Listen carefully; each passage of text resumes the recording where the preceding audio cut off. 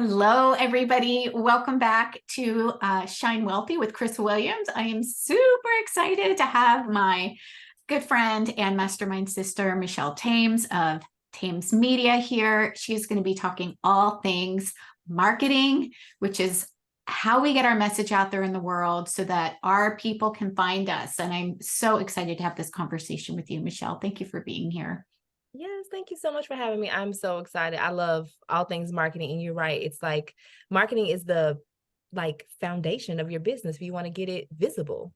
Yeah, absolutely. That's, I know you and I both, share, and we share a lot because we're in, we're in a mastermind together. But, one of the things that I see a lot of people struggling, and that's why we need people like you, is especially new coaches or people that are trying to get their business off the ground, or even if they've been in business for a while, they're not sure how to get the message out. And I think that marketing can have such a negative connotation sometimes amongst people because they're not really clear or sure about what it is that they need to do and really what is marketing. So can we just kind of open up that conversation a little bit and share some of your wisdom on that?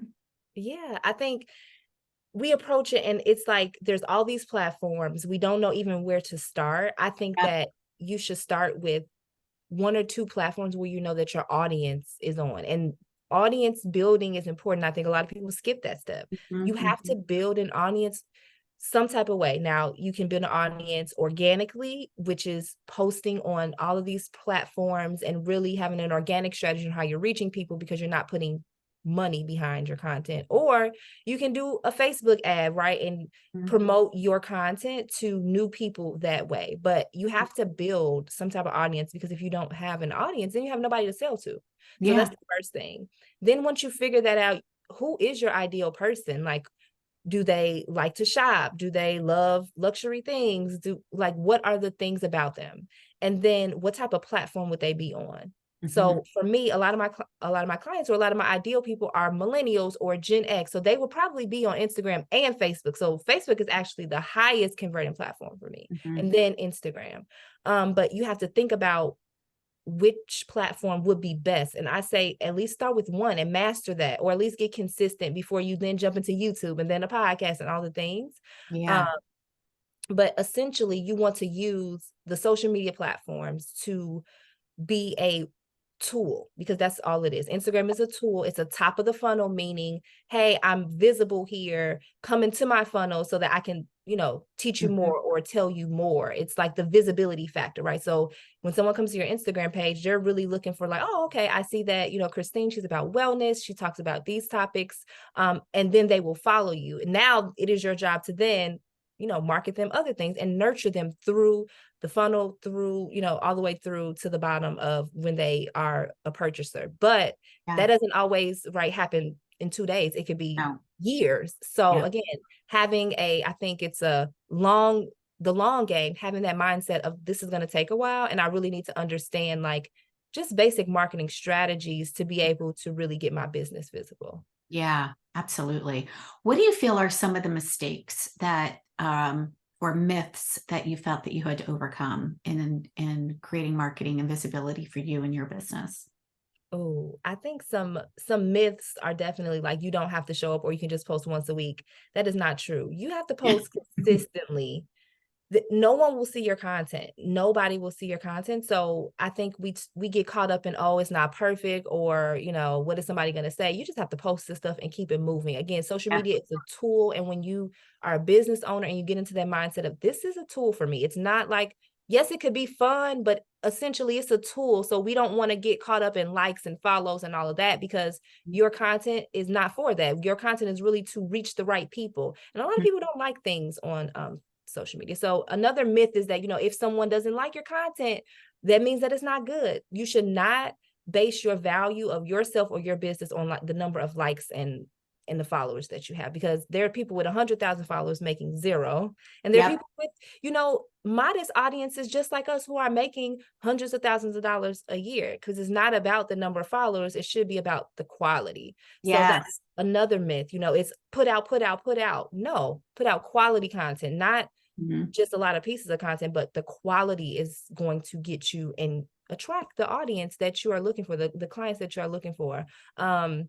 I think that your content attracts. Now, I'm one of those people who I believe that I know the sales psychology and all these things, but I'm not following up with people like 70,000 times. Like, I really feel like I attract the right people from my social media. The right people will be in my programs. And I don't stress really about numbers in particular. Like, yes, numbers in my goals of, how many people I'm trying to get into my program, to reach my income goals. But those are quality people. So I'm not stressing on the number if I don't reach, you know what I'm saying? So really Yeah. having those type of goals when you're thinking about marketing. And so those are some of the myths and some of the things that definitely that I think people encounter. There's so many, but those are just a Yeah, few. I think those are big ones. And, I'm so glad that you're talking about, the vanity metrics is what I refer to them as, right? And I've got a really funny, quick story to share about that because I created a reel and all of a sudden it was like getting all of this attention. And I'm like,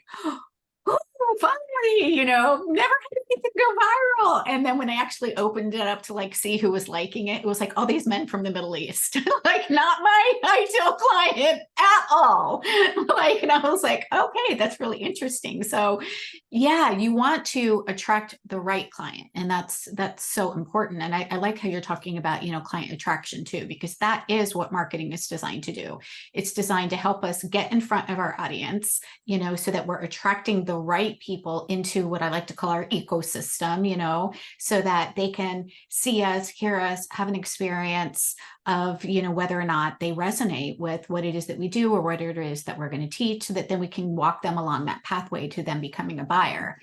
And yeah, the myth out there that, you can just like post once on Facebook, and then, if somebody doesn't see it, it's like, oh, well, nobody's engaging with me. And I'm like, well, first of all, this is social. So are you engaging with them? And second of all, are you even showing up? Like marketing can't do its job to attract your client if you're not actually showing up online. You got to show up and consistency Right? too. Yeah, absolutely. I love what you said about using one main platform too, because I think a lot of people do see it. It's noisy. We get it. Like there's a lot of information. There's a lot of people that are saying, do this and do that, like some bright, shiny objects. And I think that that is such a pivotal thing is find out where your ideal client is and focus on that main platform. Get that working really well. Get that working like a well-oiled machine before you then start a podcast, start a YouTube channel, go dance on TikTok or whatever. I'm not against, I think all of the platforms can work for sure, but you have to pick one that your ideal client is on. So I love how you were talking about your ideal client being the, on Instagram and Facebook. And so we get to, show up there and go in all in on where our ideal client is. That's so cool. Yeah. So tell me more about like, what are some of the things that your company does? I know that you are a fractional CEO, marketing CEO for many companies, but you also have a program. So kind of share like, what are some of the things that you help your ideal clients with? Yeah, so me and my husband, we actually have a marketing agency and we do fractional marketing work for our clients. So it's really fun. I have a background in working in digital marketing for beauty and lifestyle brands. So I was able to take my skills in that and transfer them over to being able to help other people. And so if you're listening and you feel like you've had skills in your 9 to 5 that you know that you were good in, that you can absolutely be paid for, take them because they're yours, right? So I don't Mhm. really want to say take them, but own in on them and now leverage them in your own business. And that's what we did. So my husband as well, he loves marketing. He's been on social media forever. He's always the one to tell me the first things that happen. So we decided to help other people. And so we help with different campaigns and it's really bespoke. I decided that I wanted to have a boutique marketing agency because for someone like me, and I'm sure you feel this way, like I'm very heart-centered. I want to work with people who I love to work with. I do not want this to feel like, and it has felt like that for me because I attracted the wrong people in the beginning because I thought that it had to be this big grand old type of thing, but it doesn't. So I work with clients that I love. I only will take on like 4 to 5 clients, big clients at a time. And we work with them on different projects. So it could be like one of my clients is a travel business. So we work on everything from marketing, email, Facebook management, really a holistic and overall, just assist with their marketing, events, everything. So that's one of our clients. Then we also have a beauty and lifestyle brand. It's a little bit different. We help with e-commerce. We help with email marketing. We help with promotions and really putting together campaigns. So again, it looks different for everybody, even brand ambassador programs. So many product-based businesses and also service-based businesses may want brand ambassadors, meaning advocates for your brand. These may be content creators on the internet. They could also be your employees of your organization. So what I'm also helping my travel client with is building out a brand ambassador program. So now we are able to market organically more. Now we're using other people's audiences to continue to get more eyes to the business. So every project is different. So we handle those type of projects in our agency. And then myself and my personal brand, I do coaching and consulting, and I have a program where I help women entrepreneurs to really build an online business. I was fired from my job, and that really allowed me to understand the online marketing and business world. And so again, I'm using my skills that I learned along the way and helping other women, because you're a mom, I'm a mom. We understand that it's hard sometimes, right? And so when I was fired, that was really a pivotal moment. And I said, I would never let my future of what I do be in the hands of somebody else. And so I know there are many women out there who feel the same way. And that's why I do what I do, to help them. Oh my gosh. Thank you for speaking into that. Yes. Yes. I'm going to high five you here, because yeah, when I went through my divorce and decided that, I had to figure out, all right, what was I going to do? I was a stay-at-home mom for 17 years. I'm like, I'd been in corporate prior, stay-at-home mom. What am I going to do? Do I want to go back to corporate or not? And I'm like, you know what? I want to make my own hours. I want to start my own business so that I don't have to so that I can go to my kids' soccer games and my son's football games and be present and be home after school and all of that. So, I decided that I was going to go into massage therapy years ago. And it was, I could have gone and worked for, Massage Envy or somebody else. And I'm like, no, I'm going to do it myself, because then I get to make my schedule. And also, we don't have that ceiling of, well, you can only make this much, because no matter how many, massages that you do, or someone getting a huge cut, which I remember at some point I was making, literally, it was like I was getting paid $12 an hour to do a massage. And I'm like, yeah, I'm a hell no for that. I'm going to do my own business. So I love that, we get to do that as women. And now is the best time in history for us to be able to create online businesses and, online service-based, online product-based, even, in-person businesses too. I've seen, the benefits of having the ability to create marketing, to get in front of people, to let people know what it is that we do. It's so much easier now than when I started back in, early 2000s. Yeah, crazy. It's evolved so much. Yeah, I would love to know, what is the best piece of business advice that you may have gotten that you could share? Oh, this is a good one. I don't know if this is like a best piece of business advice, but just something that I really learned and live by is just don't care what other people think with your marketing, with putting stuff out, because if you care, then you're giving them the power.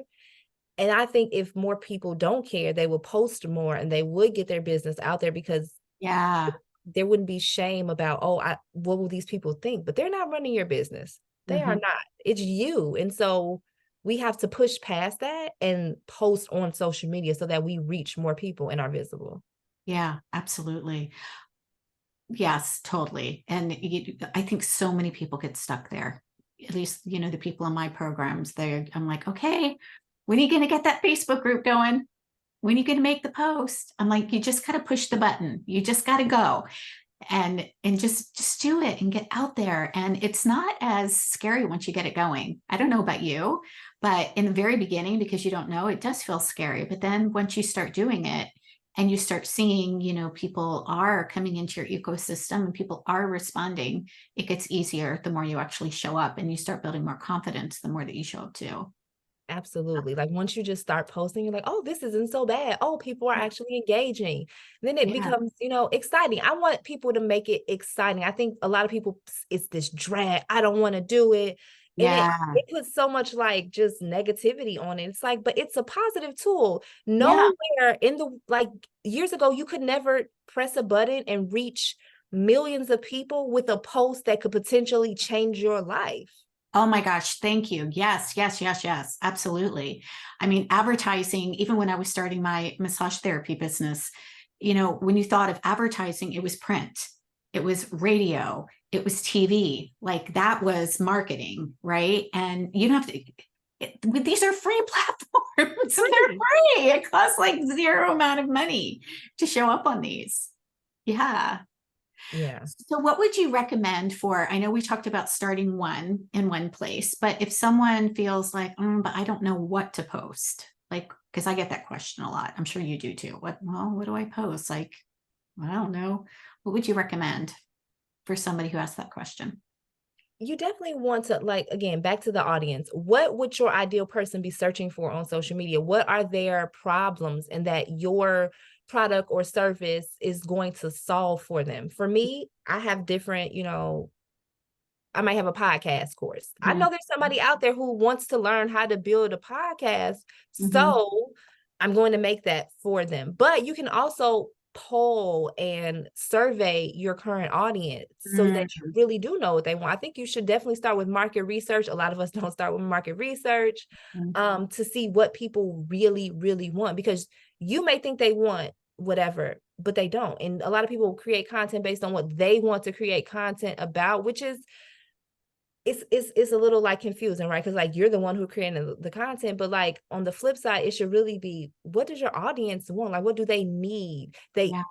That's the content that's going to resonate, right? So of course we can always post fun stuff and stuff that we want to post, but when you're thinking about getting sales and leads, you want to think in the thoughts of your audience, like what would be most beneficial to them? Would it be a training on, like you said, if someone is asking, I don't know what to post, Yeah. the training on how you know what to post, survey your audience, do market research, really understand their needs and how your product can solve that, and then post that type of content. Educational, it's in all of the categories. Let's talk about market research. What is for the new coach who wants to do it, but they're not sure how to do it? Like, what does that look like? And you said polling. Polling is definitely a great way. What are some other ways that you create market research to learn more about your ideal client? So when I started our marketing agency, I actually did a lot of Google searches. So Google is your best friend, even Mhm. YouTube, because I didn't really know like how to run a marketing agency or agency in general. And so I also looked to other people on social media that I was already following that had free groups and all the things like we have, right, Yeah. to learn. And so I think I paid to go to this girl's challenge, and she was talking about how she worked with contractors in her agency so that she didn't have to do like she didn't have to do all this work by herself, that she could um delegate and be able to run her business more efficient with contractors. And so a lot of the things that I learned from social media. And so, Mhm. or social media and or research. And so when you're Yeah. doing market research, you really want to think about, okay, if I'm creating a marketing agency, what type of, first of all, what's my niche? Because you don't Yep. want to like just not have a niche, right? Yeah. What's my niche? Who are those people? And really start to do Google searches. I did Google searches on different agencies, like what they were talking about on their page, like Yep. what type of clients they were targeting, so that I can get an idea of my thoughts and to see if that is really like what is in the marketplace. So it Oh my doesn't have gosh. to be Love like that. really hard when you're thinking about market research. And then when I'm saying polling, if you currently have a email list, or if you're currently on social media and you have a following and an audience, poll them and ask questions. You can do that on Instagram stories. You can do that in Facebook groups. You can ask them, questions. Then you'll really know what they need. Mhm. I always like to ask questions in my Facebook group, and I know you do too. And that just helps you create more offers or more things that may be of interest to your ideal person. Yeah, I love that feature that Facebook has to do a poll, and you can put multiple, like what is, I'm thinking about creating a training on, on what to post, who would be interested in it, or what are some of the things that you'd like to learn, or, things like that, for market research. The other thing that I actually found, and I'm sure that you do this too, because we both really love being in Facebook groups, is Facebook gives you the opportunity to ask questions before people actually come into your Facebook group. So, the first question could be about what are they what are the struggles? What are their challenges?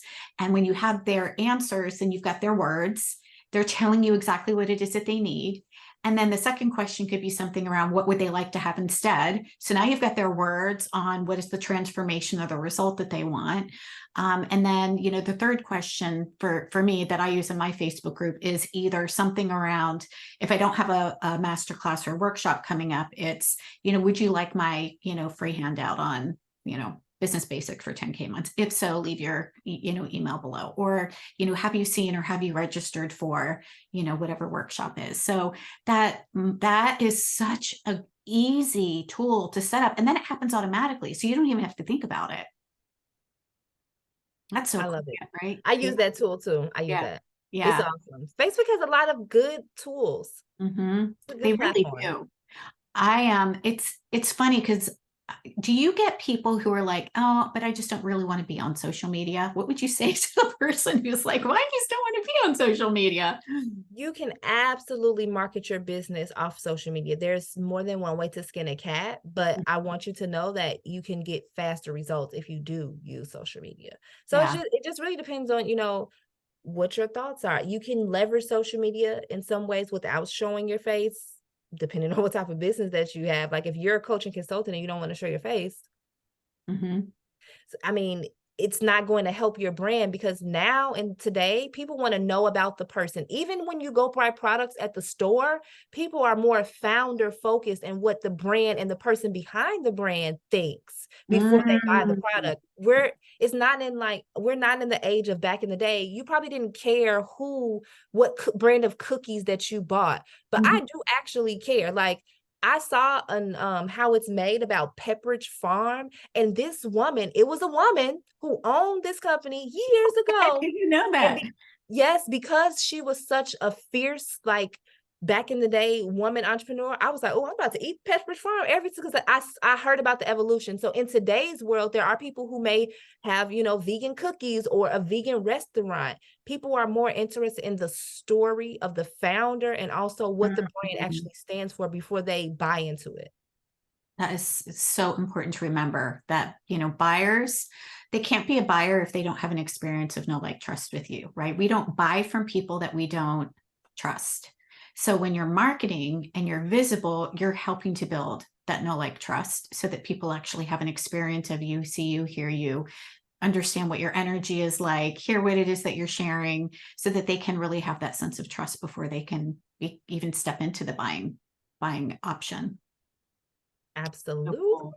Oh my gosh, there's so many ways, different places that we could go with marketing. It's like, it's huge. That's why I'm so glad that we have people like you that make it their job and their mission to help guide women, because especially when you're starting to build a business, it is confusing and you do have to wear a lot of hats, right? It's your client delivery, and you are marketer, and you are having the conversations and the sales, and you are, creator, and there's so many different hats that you have to put on, that it's easy to kind of sneak out the back door and not take action because you do get so overwhelmed. So, Michelle, thank you for doing that. I want you to share a little bit more about, for those of women entrepreneurs here that are, looking for support, what are some ways that you support your clients? I know you said your agency, you talked a little bit about that. You mentioned a program. Is there anything else that you've got going on? Yes, my amazing podcast, the Social Media Decoded podcast. It's definitely a resource if you're looking to learn more about marketing, to hear from amazing experts. I have so many amazing experts on the podcast. So if you're really looking for that type of tool, the episodes are really short and to the point too. So it really can give you that amazing background information just about marketing and growing your online business. It's like a range of really great, just overall digital marketing and business information. Fantastic. We will definitely post that down below. So, be sure to check the description of the video. We will make sure that you have access to Michelle and her podcast. By the way, you hit like 1 million like a year ago, right? You're probably like way the heck over Well, that. well, you speaking that we reached 200,000 recently. So you're speaking the million. That's coming. It's a million. It's a million. I am one with that. I am one with that. Fantastic. But Michelle's got an amazing podcast. So definitely head on over there. And then we'll also share how you can reach her on Facebook, because you also have a Facebook group where you Yes. serve and you share and you give incredible value. You can also find her on Instagram. So we'll put all of that in the description so you can make sure to go and connect with Michelle. I'm sure she would love to connect with you, hear about you, and share any of her wisdom that she's got. I absolutely would. Thank you so much for having me. You're welcome. Thank you, Michelle. Okay, everybody, click the link, make sure that you subscribe, and we will see you back here next time. Bye.